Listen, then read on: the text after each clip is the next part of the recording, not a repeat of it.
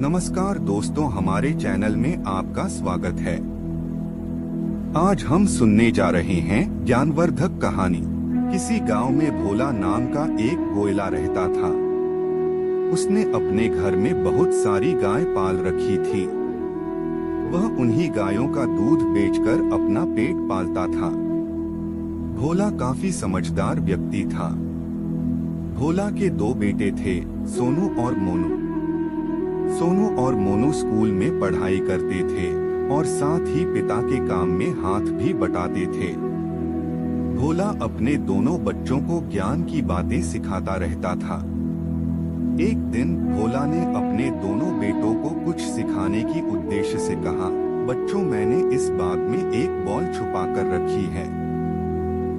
जो भी उस बॉल को ढूंढकर लाएगा, मैं उसे उचित इनाम दूंगा। सोनू एक आशावादी सोच रखने वाला लड़का था। पिता की बात सुनकर उसने सोचा, इतने बड़े बगीचे में बॉल ढूंढना थोड़ा मुश्किल काम तो है, लेकिन असंभव बिल्कुल नहीं है। मुझे उम्मीद है कि मैं वह बॉल जरूर ढूंढ निकलूंगा। वही मोनू एक निराशावादी सोच रखने वाला लड़का था। भोला की बात सुनकर उसने सोचा, क्या मजाक है यह? इतने बड़े बगीचे में कोई इतनी छोटी बॉल कैसे ढूंढेगा? यह तो बिल्कुल असंभव है, असंभव। मुझसे तो नहीं होगा यह सोचकर मोनू बगीचे में ही एक पेड़ के नीचे सो गया।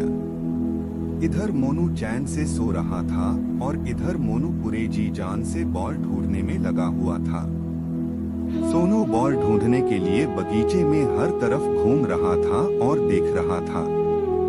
सोनू बहुत देर तक बॉल ढूंढता रहा पर उसे बॉल नहीं मिली। अंत में वह उस पेड़ के नीचे पहुंचा जहां मोनू सो रहा था। वहां पहुंचकर उसने जैसे ही झाड़ियों के पीछे देखा, उसे बॉल मिल गई। सोनू बॉल पाकर बहुत खुश था। मोनू उसकी आवाज सुनकर उठ चुका था।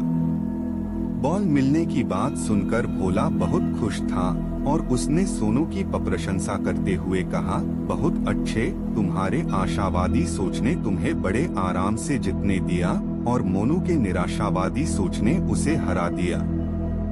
मोनू ने पहले ही मान लिया था कि इतने बड़े बगीचे में बॉल नहीं मिल सकती, इसलिए उसने कोशिश तक नहीं की। इसी तरह हम में से कई लोग अपने निराशावादी सोच के कारण प्रयास करने से डरते हैं और कठिनाइयों से भागते हैं, जबकि हो सकता है कि समस्या का समाधान बिल्कुल हमारे करीब ही हो। इसलिए हमें उम्मीद कभी नहीं छोड़ना चाहिए और प्रयास जरूर करना चाहिए। याद रखें कि हारने से पहले किसी की हार नहीं होती। दोस्तों, आपको यह कहानी सोच का असर कैसी लगी, नीचे कमेंट करके